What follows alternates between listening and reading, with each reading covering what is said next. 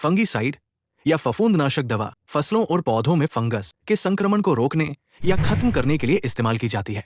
ये मुख्य रूप से कृषि में पौधों को फफूंद जनित रोगों जैसे झुलसा, मिल्ड्यू, रतुआ, एंथ्रेक्नोज आदि से बचाती है।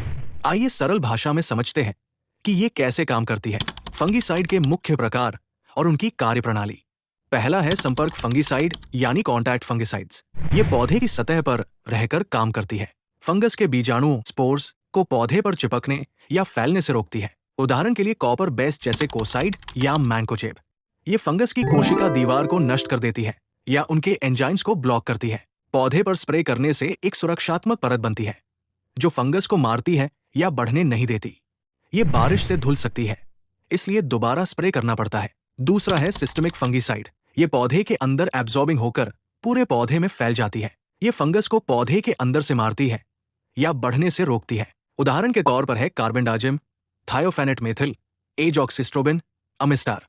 इसके काम करने का तरीका इस प्रकार है कि फंगस की कोशिकाओं में जाकर उनके मेटाबॉलिज्म को बाधित करती है, जैसे स्टेरॉल बायोसिंथेसिस रोकना, कोशिका दीवार नहीं बनने देना, श्वसन रेस्पिरेशन प्रक्रिया ब्लॉक करना, ऊर्जा उत्पादन रोकना, प्रोटीन संश्लेषण या न्यूक्लिक एसिड बनाने की प्रक्रिया रोकना। ये प्रोटेक्टिव यानी रोकथाम, क्यूरेटिव यानी इलाज और एरेडिकेटिव यानी पूर्ण नाश तीनों तरह से काम कर सकता है। तीसरा है ट्रांसलमिनार फंगीसाइड। इसमें यह पत्ती की एक सतह से दूसरी सतह तक फैलती है, लेकिन पूरे पौधे में नहीं। सामान्य क्रियाविधि मैकेनिज्म ऑफ एक्शन की बात करें तो इसमें यह फंगीसाइड फंगस की कोशिकाओं में जाकर उनके महत्वपूर्ण प्रोसेस को रोकती है। इसका प्रमुख कार्य कोशिका दीवार तोड़ना है, जिससे फंगस नई कोशिकाएं नहीं बना पाता। ये ऊर्जा उत्पादन को रोकता है ताकि माइटोकॉन्ड्रिया में श्वसन बाधित हो सके। ये एंजाइम्स ब्लॉक करता है, जिससे फंगस का मेटाबॉलिज्म रुक जाता है। स्पोर्स जर्मिनेशन को भी रोकता है, जिससे फंगस फैल नहीं पाता।